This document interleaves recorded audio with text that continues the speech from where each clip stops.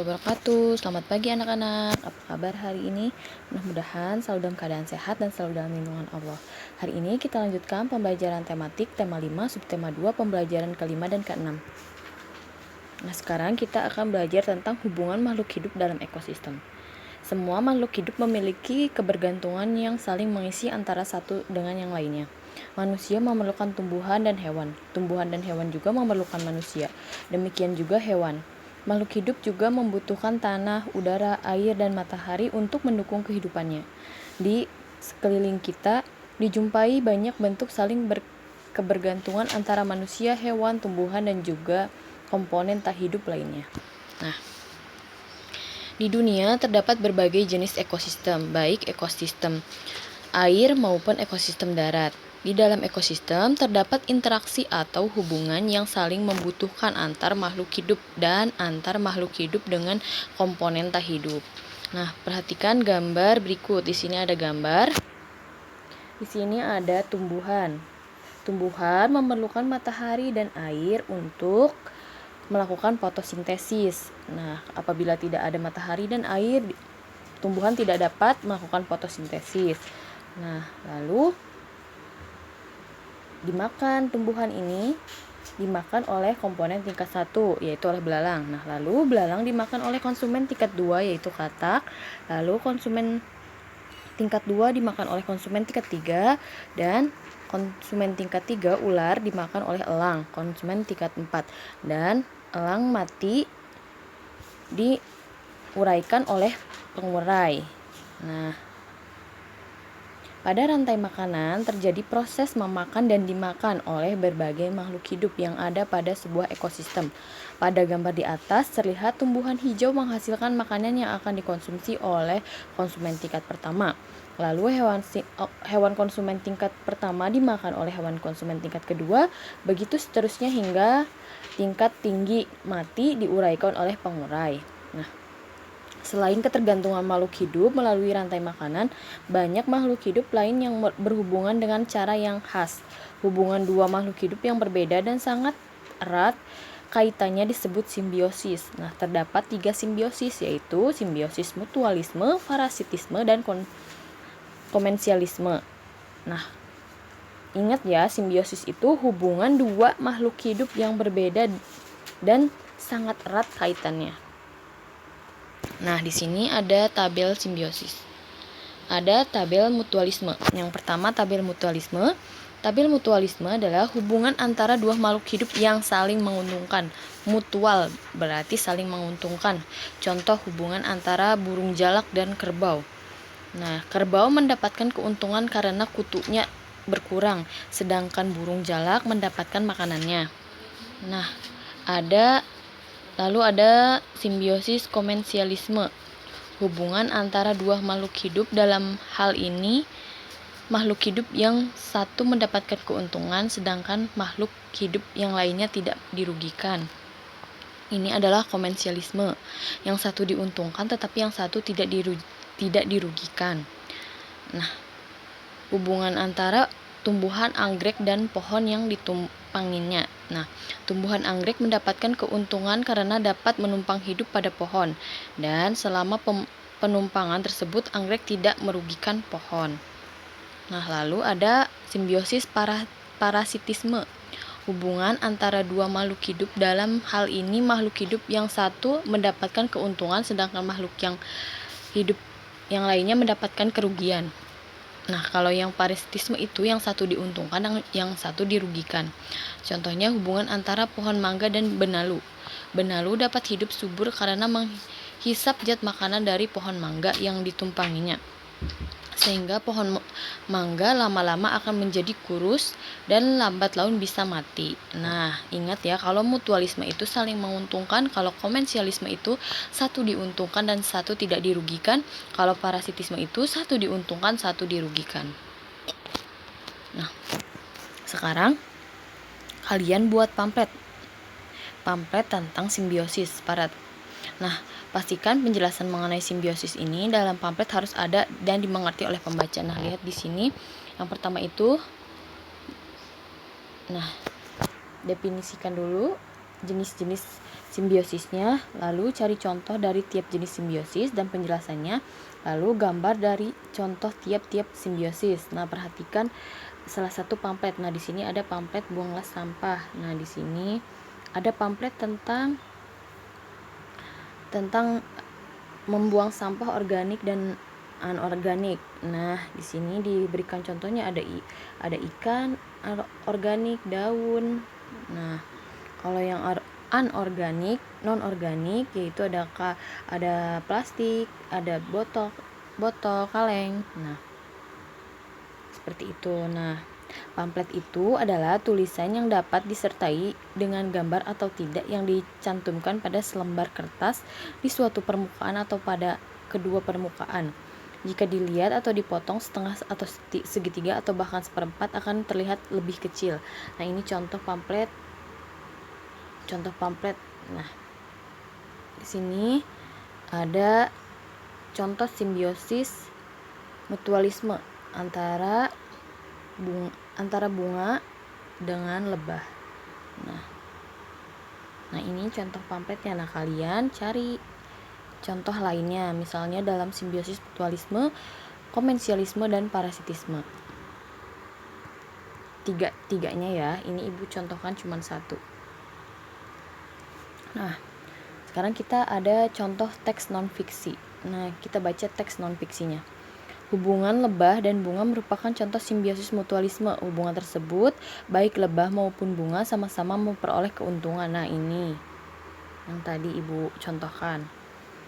Sama-sama saling menguntungkan. Bunga menghasilkan madu yang merupakan makanan lebah. Lebah membantu proses penyerbukan pada tumbuhan. Pada saat lebah mengisap madu, kaki-kakinya menyentuh serbuk sari.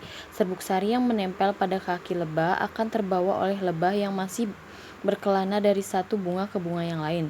Saat kaki lebah yang ditempeli oleh serbuk sari tersebut menempel pada putik bunga lain, terjadilah penyerbukan yang kelak akan terjadi proses pembuahan. Nah, ini merupakan salah satu teks non-fiksi berdasarkan fakta. Teks yang berdasarkan fakta atau tidak hayalan. Ini adalah sesuai dengan kenyataan. Nah, di sini ada tarian, alam dalam tarian. Alam tidak dapat dipisahkan dari kehidupan masyarakat. Suku Mentawai yang tinggal di Pulau Nias, Sumatera Utara, selain menjadi sumber kehidupan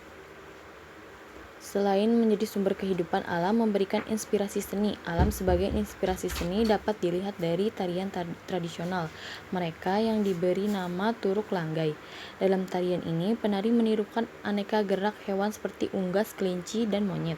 Tarian ini biasanya ditarikan sebagai penutupan prosesi pengobatan yang dilakukan oleh ahli pengobatan tradisional suku Mentawai.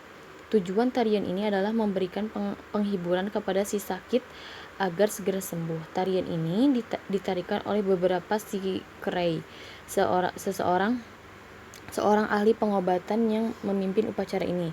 Sikerei mengenakan hiasan kepala berupa manik-manik dan bulu unggas dan memegang dedaunan.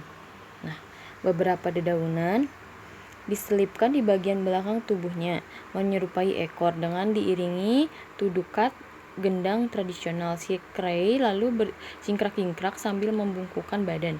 Kepala menengadah ke atas sambil mengepakkan daun di tangan. Kakinya menghentak papan lantai menghasilkan suara ritmis yang teratur. Kemudian keduanya berputar-putar berkeliling, terkadang saling mengejar atau berjajar berhadapan. Lengkingan keluar dari mulut sikerei dalam tamaran, lalu petromak bayangan para sikerei yang menari jatuh di dinding. Tampak hidup seperti dua ekor burung menari di alam bebas. Usai menarikan gerakan unggas, sikerei kemudian memulai gerakan yang lain, melompat tinggi dan terlihat lincah bagaikan seekor kelinci. Tangkai daun yang awalnya dijadikan sebagai sayap dinaikkan sejajar dengan telinga. Di gerakannya pun terlihat menarik bagaikan seekor kelinci yang berlari menghindari kejaran mangsa. Nah, berdasarkan teks yang telah ibu bacakan, kalian jawab pertanyaan yang nomor satunya saja. Nah, Yaitu yang pertama, sebutkan properti tari yang digunakan dalam tarian langgai. Yang kedua, apakah tujuan dari tarian turuk langgai. Lalu sebutkan gerakan-gerakan yang terdapat dalam tarian turuk langgai. Nah, selanjutnya ada pekerjaan menggunting. Guntinglah gambar-gambar makhluk hidup di halaman berikut dan tempelkan secara berpasangan. Tentukan jenis simbiosisnya. Nah, di sini ada gambar. Ada sebuah gambar ikan, gambar kerbau, gambar tumbuhan, gambar burung, gambar pohon, dan juga ada gambar terumbu karang. Nah, kalian pasangkan hewan-hewan tersebut dan pohon-pohon tersebut dan tentukan jenis simbiosis dalam kedua makhluk hidup tersebut. Misal, ini contoh ya. Ibu ngarang asal saja, misalnya ke sini. Nah, ini tentukan simbol simbiosisnya apa. Nah, sekarang kita ke merajut semangat kekeluargaan dan gotong royong. Nah, gotong royong adalah membandingkan tulang bersama, pemerasan keringat bersama, perjuangan bantu membantu sesama, amal semua buat kepentingan semua, keringat semua buat kebahagiaan semua. Demikianlah penggalan pidato Presiden Soekarno yang disampaikan dalam sidang BPUPKI tanggal 1 Juni 1945 untuk menjadikan gotong royong sebagai landasan semangat pembangunan bangsa. Gotong royong merupakan sebuah kegiatan bersama yang bertujuan untuk mencapai kemajuan bersama. Gotong royong telah menjadi kepribadian bangsa dan budaya semenjak dahulu. Budaya ini telah ada sebelum Indonesia merdeka dan telah berakar di dalam kehidupan masyarakat. Gotong royong menumbuhkan rasa kebangsaan, kekeluargaan, dan tolong-menolong. Dengan demikian, rasa persatuan dan kesatuan nasional terbina. Lalu bagaimana dengan semangat kekeluargaan? Keluarga dapat dilihat sebagai mereka yang memiliki hubungan darah dengan kita. Namun, sikap kekeluargaan yang ada di Indonesia ini tidak semata-mata didasarkan pada hubungan dasar. Sikap saling menyayangi, saling mengasihi, melindungi, merasa saling memiliki, turut merasakan penderitaan saudara sebangsa dan setanah air merupakan contoh dari sekian banyak sikap kekeluargaan yang dimiliki oleh bangsa Indonesia sejak dahulu kala. Nah, di tengah terpaan modernisasi, penting bagi kita sebagai generasi penerus bangsa untuk tetap menjaga dan memelihara semangat kekeluargaan dan gotong royong yang menjadi bagian dari kehidupan kita. Dengan mempertahankan semua sikap positif ini, persatuan dan kesatuan NKRI akan selalu terjaga dan terpelihara. Nah, mempelajari budaya dan adat istiadat yang berbeda dengan kita dapat menumbuh suburkan rasa persatuan dan kesatuan bangsa. Contoh dengan kita berupaya mempelajari bahasa daerah dari daerah lain atau tarian tradisional daerah lain, kita dapat menumbuhkan rasa saling memiliki kebudayaan tradisional Indonesia. Pada pertemuan sebelumnya kita sudah mencoba mempelajari gerak tari turuk langgai. Nah, bahkan kelompok. Nah, sekarang berdasarkan bacaan tersebut, nah, lengkapilah tabel berikut. Nah, gunakan tabel berikut untuk mencatat beberapa contoh semangat gotong royong. Nah, contohnya ada di lingkungan sekolah dan lingkungan rumah. Contoh di lingkungan sekolah yaitu mempelajari tarian tradisional dari daerah lain. Kalau di lingkungan rumah, belajar bersama teman-teman di dekat lingkungan rumah. Nah, kalian cari lagi contoh lainnya. Contoh semangat gotong royong dan kekeluargaan di lingkungan sekolah dan lingkungan rumah.